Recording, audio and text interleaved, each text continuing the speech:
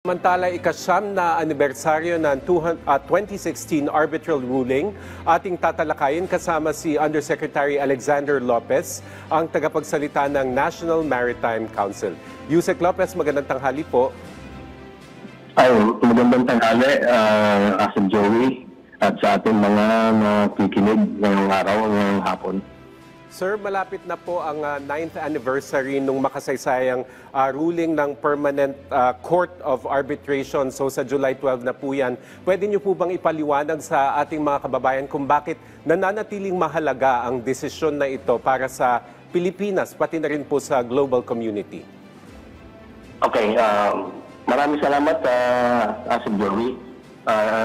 Isang pagkakataon nito, opportunity para ipaalam natin sa ating mga kababayan ang kahalagahan ng 26 Arbitral Award na iginawad noong 2016. Ito ay actually iginawad ng Arbitral Tribunals, hindi ng PCA o Permanent Court of Arbitration, kasi yun ang registry.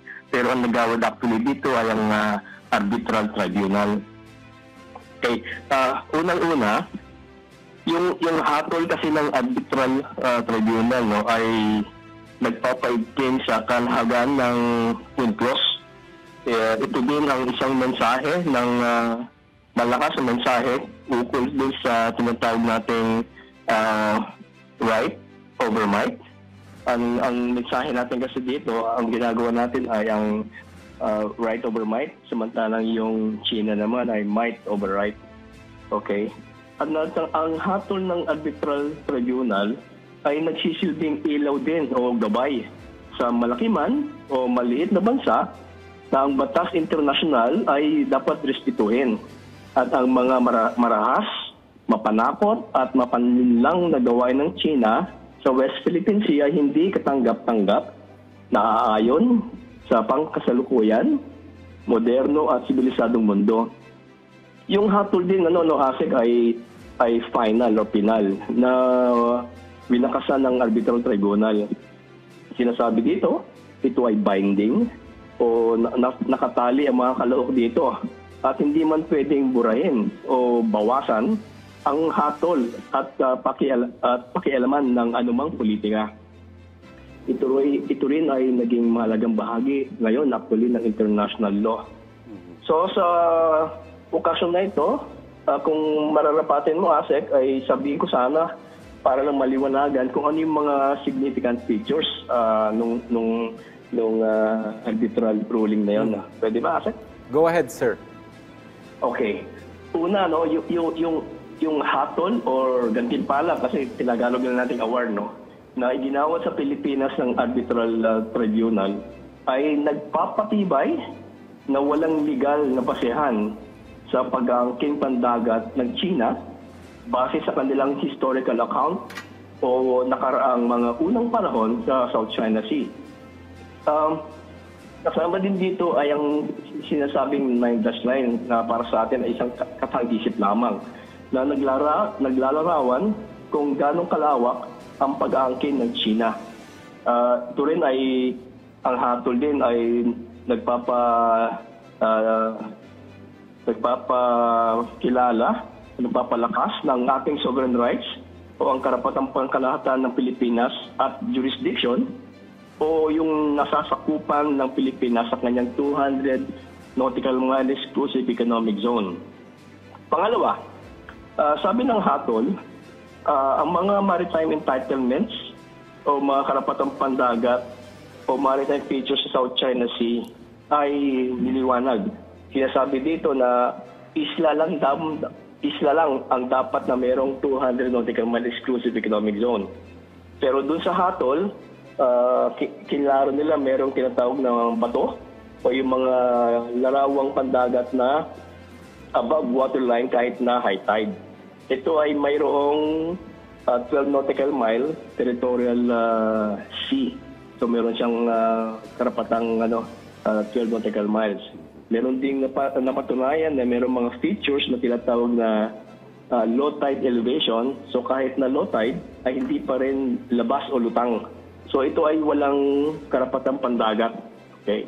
So ang pangatlo, kita natin nung nag-submit tayo ng case noong 2013 at again na-award noong 2016, sinabi nung hatol na yung panggigipit at panghaharas sa ating regular na paglalayag ng ating mga mangisda or even our Coast Guard, no, yung ating resupply mission, ay bawal sa violation ng ating karapatan o maritime rights and entitlements. So, sinasabi doon na yung ginagawa ng China ay mali. And fourthly, yung dahil nakita natin noong sometime 2013, yung mga ginagawa nilang illegal reclamation or artificial island building, ay nagsampa tayo ng kaso. Sinasabi doon sa hatol na yung ginawa nilang mga bagay-bagay na yun ay malaki ang naidulot na destruction sa ating eco-rich system ng West Philippine Sea. So ito yung mga bagay-bagay na naipaliwanag ng hatol. Asek? Yusek, in the course or in the conduct of doing your work sa NMC, paano nyo po ina-apply itong nabanggit nyong mga highlights or yung key points ng ruling? Oh, okay. Taking the heed, yung directive ng ating Presidente, si President Ferdinand Marcos Jr., na yung Pilipinas will be committed to proper diplomacy and consultation and the peaceful settlement of disputes so that the outcome or meaningful outcomes can be achieved without compromising our national interest. So, ang base doon, wala tayong gagawin na marahas na katulad ginagawa ng China, but rather, magiging professional ang conduct ng ating mga Coast Guard, ang ating Armed Forces. Tapos sinasabi pa natin sa mga isda kayo doon dahil atin yon.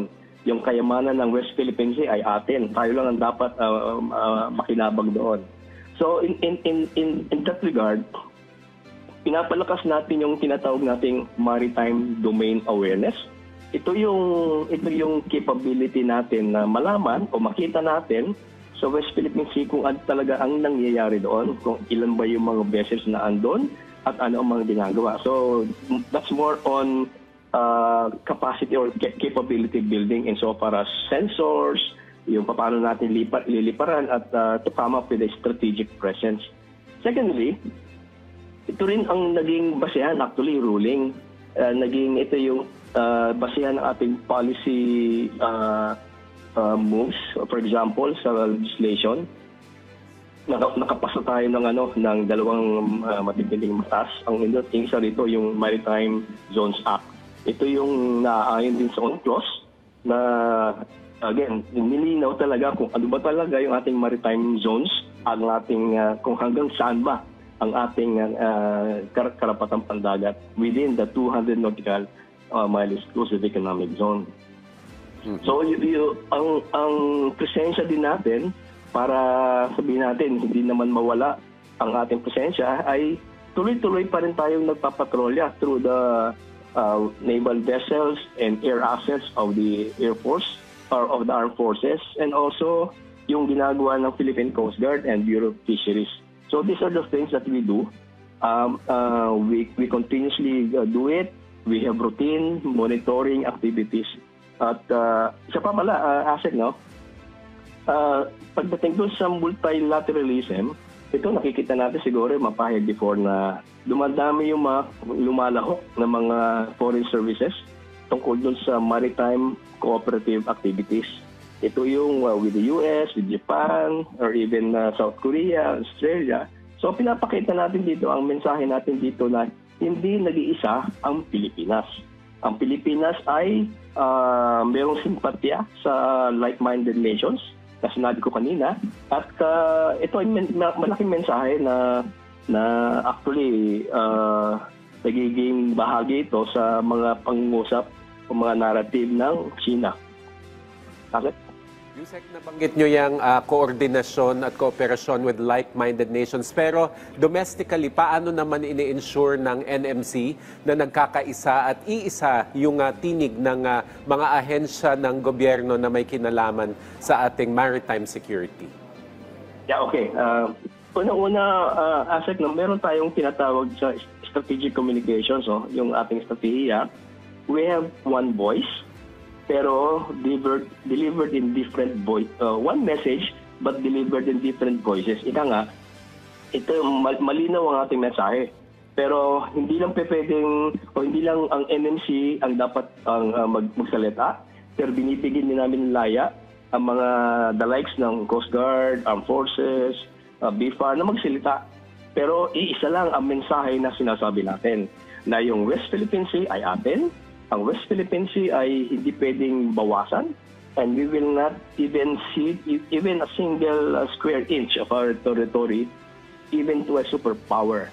So pagdating naman doon sa mga local government units, dahil doon sa batas natin na nailabas sa Maritime Zones Act, actually, sinasabi natin doon sa kanila na okay, meron tayong batas, gumawa naman kayo ng sarili niyong batas, gumawa municipal laws that would complement or that adhere to the national law. So para sinasabi rin natin sa ating mga isda, ginagawa rin natin mga pagkakataon na we try to inform yung ating mga fisher folks kung ano yung karapatan nila. At hindi lang yon, sabi namin, okay, mangisda kayo doon. No? Pumunta kayo dito, pumunta kayo doon. Nandun ang gobyerno nyo. So para humaba ang inyong pangingisda, ay bibigyan namin kayo o hahatidan namin kayo ng inyong mga fuel, pagkain at tubig. At ngayon nga, meron nga ginagamit tayo yung barko na kinukuha lahat ng mga nahuli ng mga ating mga isda para hindi na sila babalik sa pangpang. So yung barko na yon ay ang kumukuha ng mga isda at dinadala na sa mga bagsakan sa different points, areas natin. Yusek, nabanggit nyo yung papel ng local government unit. No? So, sa pagkakaalam nyo, meron na po bang gumawa ng mga ordinansa o ng mga batas patungkol sa fishing para po maging mas aware o mas heightened po yung awareness ng ating mga mangingisda at local government units in terms of yung karapatang pandagat ng ating mga mangingisda sa area, sa West Philippine Sea? Yeah, actually, in that regard, Asek, meron na tayong ginagawa kasing mga engagements, mga local government. Just 2 or 3 weeks ago, naging resource person ako nung Regional Peace and Order Council. Ito ay interagency council. At doon ko nasabi na ito yung ginagawa ng gobyerno, ito yung challenges ng gobyerno with regard to the West Philippine Sea, at ito rin yung batas.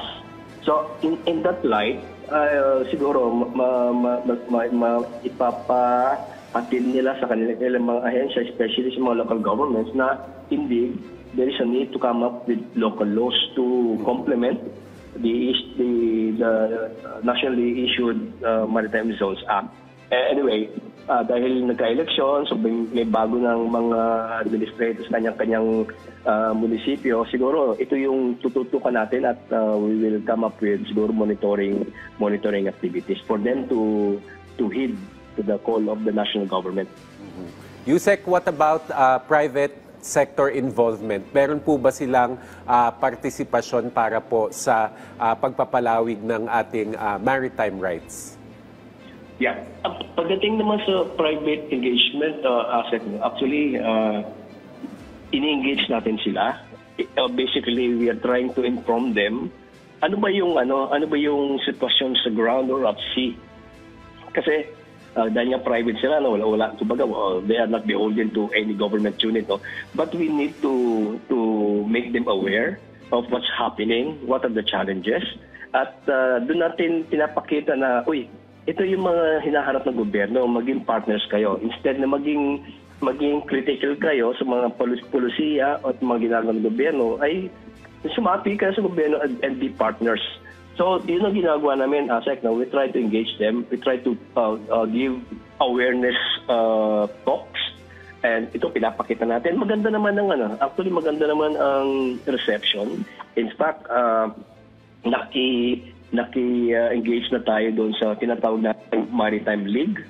Itong Maritime League nito ay sinasakupan na different private companies, shipbuilding companies in the shipping industry of the Philippines. So again, when we engage with them, lumalabas talaga na, ganun pala yan, Yusek, no? Kasi ang nakikita kasi nila minsan, yung nababasa nila are narratives coming from Filipinos ourselves, no? Mga Filipinos, that they're yung narrative pa ng China ang in-espouse kasi scholars sila, no? May mga PhD degree. Isa ba, ambassador. So, lumalabas yung credibility nila, tumataas. Pero doon tayo pumapasok, kasi sinasabi natin, ito po ang totoong nangyayari, ito po ang posisyon ng gobyerno, at ito po ang kailangan namin sa inyo para maging isa ang ating adhikain at maging palalaganapin natin yung 2016 Arbitral Award. Sa international arena, balikan ko lang sir yung like-minded nation. So paano po yung pakikipag-ugnayan natin sa ibang bansa, let's say pati sa mga regional groupings like ASEAN or global groupings like United Nations para po talaga ma-heighten yung awareness ng merits ng arbitral ruling? Okay, thank you. Actually, we are three modalities, ASEC. No? One, ini-engage natin yung mga local foreign embassies here dito sa Pilipinas na every time may mangyari, well, katulad nangyari before, we seek their, in-inform natin sa nangyari, and then nagbibigay sila mga statements of support. Ganyan yun. One, unang-una yun. No? Pangalawa, sinasabi kasi natin na there should be other activities na non-military in nature na pwedeng pag-usapan. Wala yung military, wala yung politika ba't pag-usapan. Ito ay yung mga tinatawag na 1.5 o track 2 dialogues or activities. Doon, puro intellectuals ito, scientists, everything. We discuss what's happening there in terms of, for example, maritime degradation in the West Philippine Sea or in the South China Sea. So magiging objective yung pag-uusap. Marami na tayong nagawa niyan. Actually, nagkaroon na tayo ng Manila Dialogue. Nagkaroon na rin tayo ng yung dams na tinatawag, yung dialogue among maritime ASEAN dialogue, no? So meron tayong ginagawa ganon. So thirdly, ito naman yung ginagawa ng ating ang Defense Department, military, or even the Coast Guard actually. Sila yung gumagawa ng mga yung tinatawag nating maritime cooperative activities o MCA. Gumagawa tayo ng mga maritime exercises between navies of the like-minded nations. Tapos ganoon din ang Coast Guard. Meron din silang engagement sa kapwa nila Coast Guard sa region. So these are the areas na in-engage natin yung external audience natin. Siyempre, Yusek, talamak pa rin yung disinformation at saka propaganda. So, ano po yung efforts ng NMC to counter po yung foreign narratives at para, again, to uphold our rights and to uphold the merits of the ruling? Yeah, salamat, Asek, at nabanggit mo ulit yan. So, part ng aming ginagawa sa NMC ay yung tinatawag naming awareness efforts. Kasi pag hindi tayo gagawa ng mga deliberate and objective engagements, natatabunan tayo ng mga disinformation coming from yung mga coming from China. Kasi ang China kasi, basically they have dominated the information space. Mahirap natin butasin kasi meron silang tinatawag na state-owned, state-influence, and state, state-influence media outlet. No? Meron silang pang-domestic, meron silang pang-international. Ang problema sa atin is medyo may challenge doon sa external. Kaya even in our in our strategy, we try to develop that. Kaya ang pauna natin dito, dahil nga ini-engage natin yung mga embassies, and then we also engage the likes of the BBC, CNN. So anyway, ang pinapakita naman natin dito, yung strategy natin na transparency, in transparency initiative, meaning we try to come up with pictures, we try to come up with videos that would tell what really transpired. Hindi yung sinasabi ng China na, alam mo kasi magaling ang China sa ganyan magpapakita sila ng video, and yet, ang pinapakita nila ng video, yung sinasabi ng okita mo, yung Pilipinas ang bumangga sa amin. Pero dahil nagpakita rin tayo ng video, debunking such claim. na ang liit ng barko natin, as against pagkalaki ng barko nila, and no-brainer naman yun, tayo yung maliit na barko, ang babaga sa malaking barko, di ba? So, these are the things that we try to come up with pagdating doon sa awareness campaign. And again, sabi ko kanina, yung through the RPOC, we are making of this as the platform para to inform yung sa kanila, at sabihin namin na yung mga anak nyo, yung mga kabataan ngayon, sila yung most vulnerable kasi sila yung mga socially, ang tawag natin, social media addicts or fanatics, or di ba? So, mas madali silang mas madali silang mapaniwala sa mga sa mga narrative na hindi natin naka-counter. So we are trying to do that. So we're trying to monitor what's there in the information space, and we try to come up with what is the real thing, no? Hindi meron na namang sinabi in China, o magpapalabas tayo ng counter natin. One typical example, di ba, yung sinabi nila, yung Palawan daw, once upon a time, under them. Di ba? So, we came up with our own version, our statement, debunking such claim. So, yung ganun, pagdating doon sa ASEC, no, yung sa information space, we try to come up with more deliberate effort and activities. Looking ahead naman, Yusek, no? So bukas 9th anniversary. Sa 10th anniversary, ano po kaya yung magiging priorities ng NMC? Actually, sabi nga yung nag-uusap-usap kami dun sa small group ng National Maritime Council, we'll be preparing for something for the 10th, siguro mas bongga in terms of whatever, no? These are plans. We can come up with information activities. We can even come up with physical activities. So these are the things that maybe the NC will be looking at in preparation for the 10th anniversary. So, dun muna tayo, ASEC, para hindi natin masabi kung ano yung hindi natin tinetelegraph. Sige, sir. Sir, bilang panghuli na lamang po, mensahe sa ating mga kababayan na nanonood at nakikinig, lalo na po yung mga apektadong coastal community at yung mga kabataan din na siyempre, nabanggit nyo kanina na yung information battle ay nasa social media. So yung mga nakakakita ng different narratives, ano po yung mensahe natin para sa kanila? Okay. Salamat, Asek.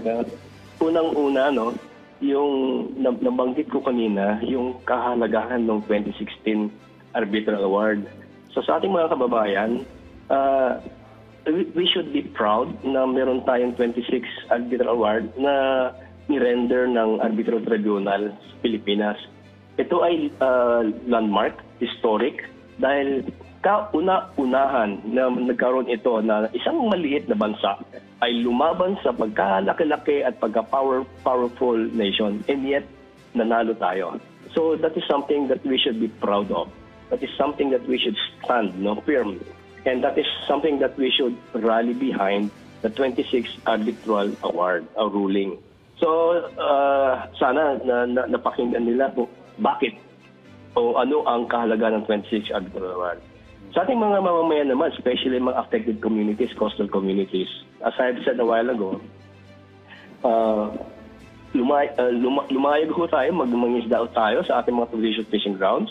While it is true, pagdating natin doon, meron panakanakang panghaharas, pero stand your ground.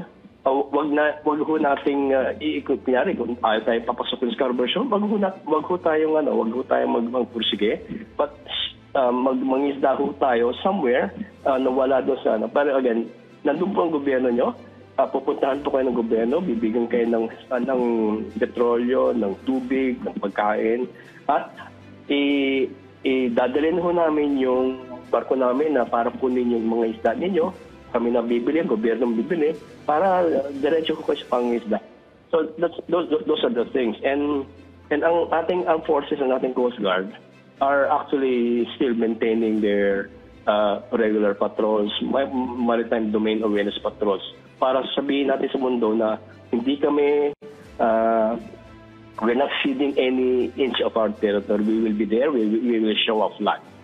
So in that regard, ASEC, again, sana yung ating mga kababayan, especially mabanggit ko yung ating kabataan na mapagmatsyag ho tayo, maybe be discerning kung ano po yung nababasa nyo, naririnig nyo over social media, over TikTok, over FB. And pag meron ho kayong doubt, nandun ho naman yung aming NMC platform. Pwede nyo kayong tanungin, whatever, and then magtutugon ho kami. But nonetheless, that is part of our monitoring. Kung meron ho kami na-monitor na disinformation, agad ho namin actionan yon para iparating sa inyo kung ano talaga ang tama at ano talaga ang nangyayari sa karagatan natin. Para, again, to uphold our maritime rights and entitlements over the West Philippine Sea. Yun po. Siguro, Asek, thank you very much. Alright. Maraming salamat po sa inyong oras. Undersecretary Alexander Lopez, ang tagapagsalita ng National Maritime Council. Thank you, sir.